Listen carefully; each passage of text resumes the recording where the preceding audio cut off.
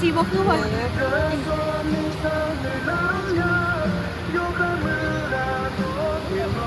สบายดีหมดทุกคนเนาะยินดีต้อนรับเข้าสู่2,000 Channel เนาะมื้อนี้พันจะพาทุกคนมากินข้าวป่าน้องกันเนาะว่าการกินข้าวป่ามื้อนี้เนาะมีหยังแดเนาะเอาหยังมาเฮ็ดหยังกินเนาะไปพาทุกคนไปเบิ่งน้องกัน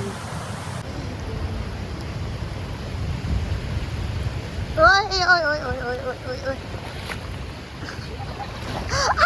ก่อนอื่นเขาก็ต้องดังไฟก่อนนะทุกคนเขาดังไว้เรียบร้อยแล้วเพราะว่าเขามาก่อนเนาะเขามาตำหลัง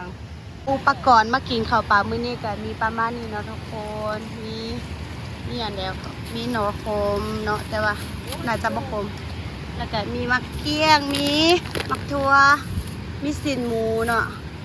มีมะพร้าวมีเยอะแยะมีอะไรทำไมมีขนมมีเบียร์เด้อแช่เบียร์ไว้เนาะแช่น้ำไว้บรรยากาศนี้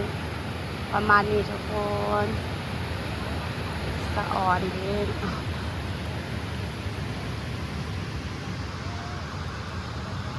แล้วก็มาหลังปลาเนาะหลังปลาทุกคนเนี่ยมากับสาวๆ3 สาวเด้อหลังปลาเนาะปลาของเฮาเนาะมาตบตัวมันตบท้ายมีหลายอย่างนะทุกคนปลากะมีเบิ่งมี5-6 ตัวแล้วก็มีสินไก่แล้วก็มีสินหมูน้ำเนาะเดี๋ยวไม่ซื้อแหละมาเสื้ออะไรไม่ซื้อเลยมาเสื้อนี่เสื้ออันนี้คือเป็นสูตรแม่ถูกใจมาเสื้อเลยมาในเป็นมีพวกเขาเสื้อมาหลังปลาเนาะคือปลาออกเอาไว้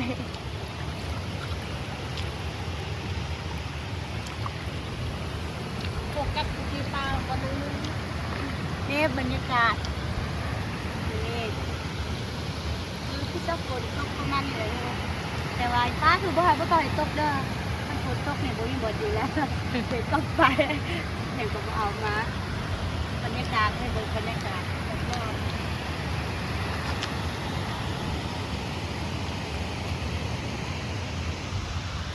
มีสินงัวเด้ทุกคนอันนี้สินงัวแล้วก็มี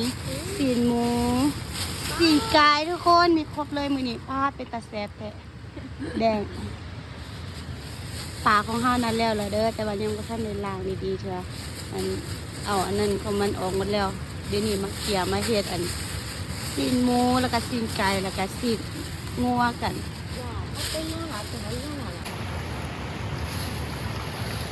ร้านสินไก่ของเฮาเนาะสินหมูถ้าสิมาหลายแท้อ๋อถ้าต้องอยู่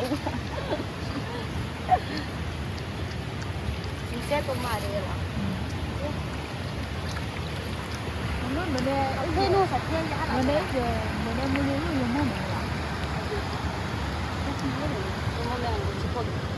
๊จะเอาอย่าง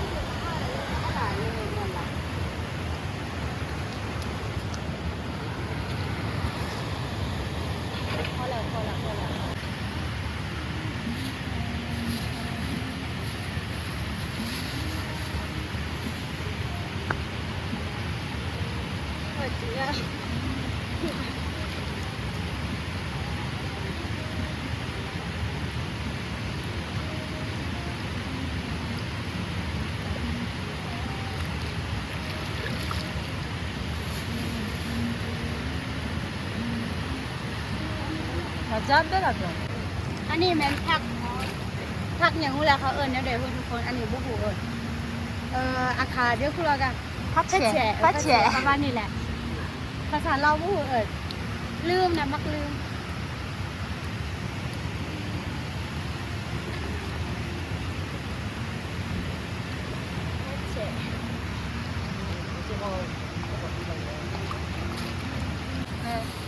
บ้านนี่แหละอันหลังพักตัวเนี่ยจับกินเด้อเนี่ยกินดิบทุกคนหลังนั่นแหละที่หลังที่หลังพักเขาหาที่แน่กันเล็กนำรู้เหตุซักก็สะอาดกันยะหลังแบบนี้แหละเขากินแบบนี้ได้ละที่ตัวเนาะ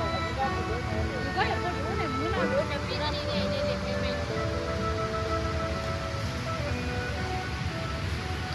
เมื่อกี้บ่มีแดดทุกคนเดี๋ยวนี้แดดออกแล้วมากินข้าวปลาแต่ละเถื่อเนาะแต่ว่าบ่ได้มาหอดบอนนี่แม่นฮักอะเคยมากินแค่เดียวเนาะเคยทำอีกเลยคักอยู่มาทางน้ำทาเด้อข้าวมีปักเต็กโกอีกทุกคนข้าวเป็นตะแซ่บแดง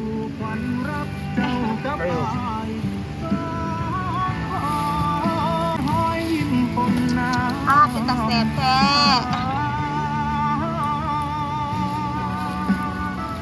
โลของเฮาเนาะดูกันละที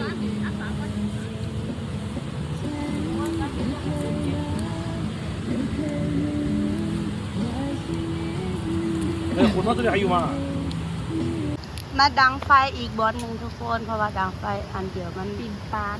บ่พอปิ่นเพราะว่ามีหลายแนวทุกคนมีซีนงูซีนงัวแล้วก็มีปลาแล้วก็มีโหนมีอย่างเล็บปีบักหลายๆกันเลยมาดังไฟอีกบอสหนึ่ง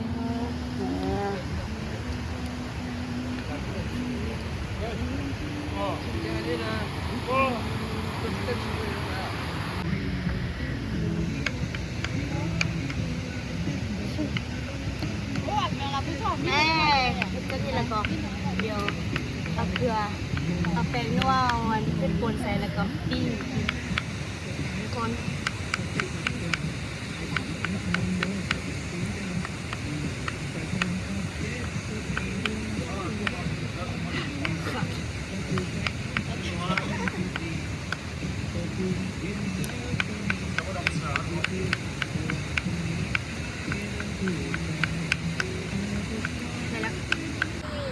พักเพชรคนเข้าไปทุกคน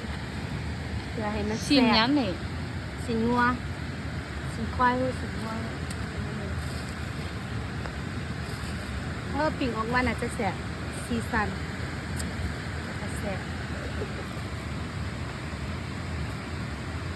แกงทุกคนเขาปอกแล้วเขาปอกอันนั้นชิมเบอร์แซ่บมีผักสลัดแล้วก็โอ้โหอันนี้บักแดงทำอิดคิดว่าสิบ่ให้เปียงเนาะทั้งเกิมทั้งส่งแต่ว่าเฮ็ดอย่างใดเนาะในเมื่อเขาอยากถ่ายรูปกับเขามาเลยเขามาถ่ายเลยเนาะนี่บอนนี้บ้าค่ะทุกคน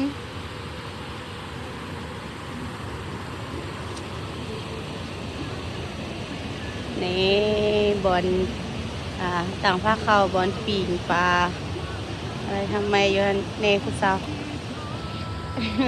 มากันสนิทเนาะ6 คนผู้สาวเป็นยังกินมื้อนี้ มื้อนี้ให้เป็นยังกิน มันเด้อ มีหยังแดเบิ่งมีหยังแด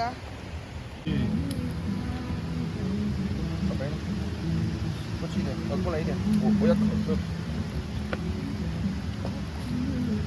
拿那个给我。椰子来，来吃这个，吃这个。 ปลาของเฮาเนาะกับสิ่งของเฮาก็ที่สุกแล้วนะทุกคน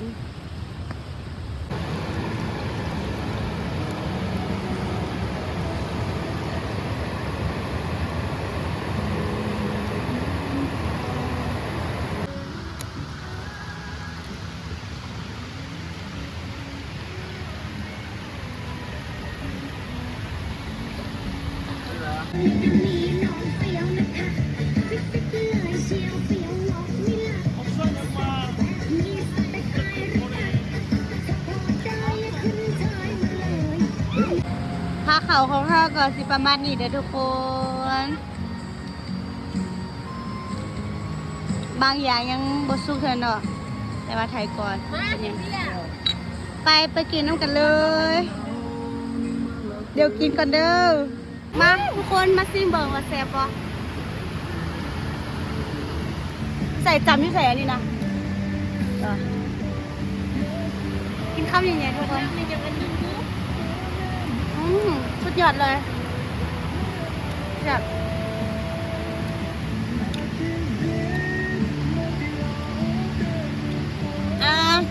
อันนี้แม่เจียวมักเลนกินคำที่ 2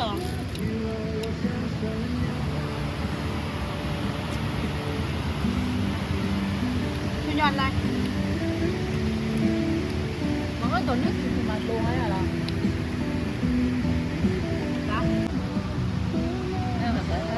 กินมั้ยกินคำใหญ่ๆแล้วนะก็จะกินหน่อยๆกัดเลย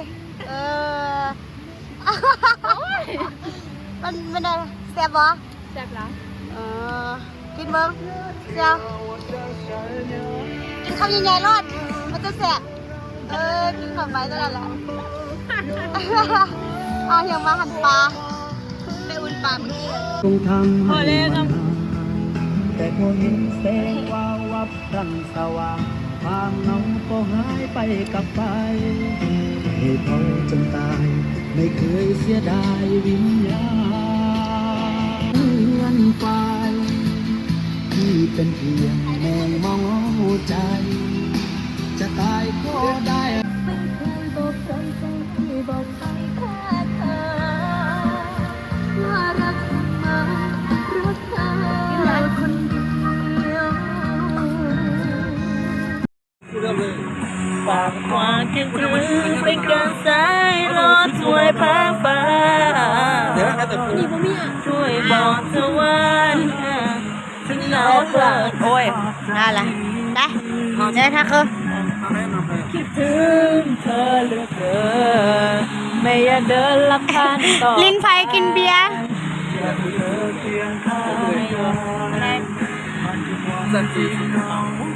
ได้เลยเป็นหมดแล้วได้ปลาบ่ได้กินนี่มันซีนหมูทุกคนหากระซุกบ่มีไฟแล้ว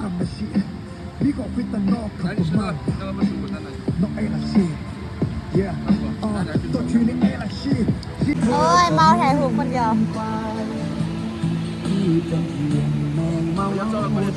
การกินข้าวปลาของเรากับประมาณนี้นะทุกคน